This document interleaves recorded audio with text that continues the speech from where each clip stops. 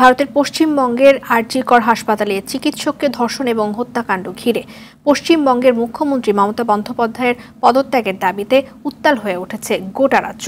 মঙ্গলবার ছাত্র জনতা পশ্চিমবঙ্গের রাজ্য সচিবালয়ে নবান্ন ঘেরাও কর্মসূচি শুরু করলে পুলিশ এবং বিক্ষোভকারীদের সংঘর্ষে রণক্ষেত্রে পরিণত হয় গোটা কলকাতা। এ সময় বেশ কয়েকজন আহত হন। সামদানি প্রত্যয়ের রিপোর্টে বিস্তারিত।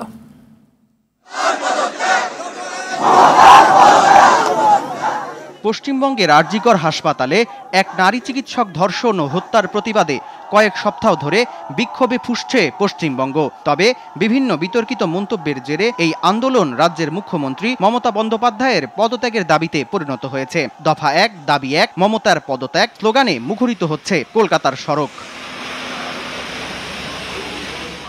মঙ্গলবার পশ্চিমবঙ্গের মুখ্যমন্ত্রী মমতা বন্দ্যোপাধ্যায়ের পদত্যাগের এক দফা দাবিতে রাজ্য সচিবালয়ে নবান্ন ঘেরাও করে হাজার হাজার ছাত্র জনতা। এ সময় পুলিশের সাথে ব্যাপক সংঘর্ষ হয়। বিক্ষোভকারীদের ছত্রভঙ্গ করতে পুলিশ কাঁদানে গ্যাস ও জলকামান ব্যবহার করে।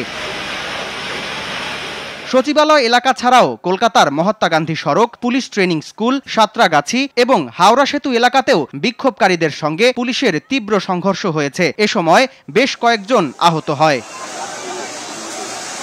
এদিকে ছাত্র সমাজের সঙ্গে যুগপথ আন্দোলনের ঘোষণা দিয়ে ১২ ঘন্টা হরতালের ঘোষণা দিয়েছে রাজ্যের বিরোধী দল বিজেপি। এছাড়াও তাদের অভিযোগ, আন্দোলন থেকে ৪ জন ছাত্রকে গ্রেপ্তার করেছে পুলিশ। তবে রাজ্য পুলিশ জানায়, জননিরাপত্তার স্বার্থে কয়েকজন ছাত্রকে গ্রেপ্তার করা হলেও বিষয়টি তাদের পরিবারকে অবহিত করা হয়েছে। সামদানি প্রত্যয়, RTV।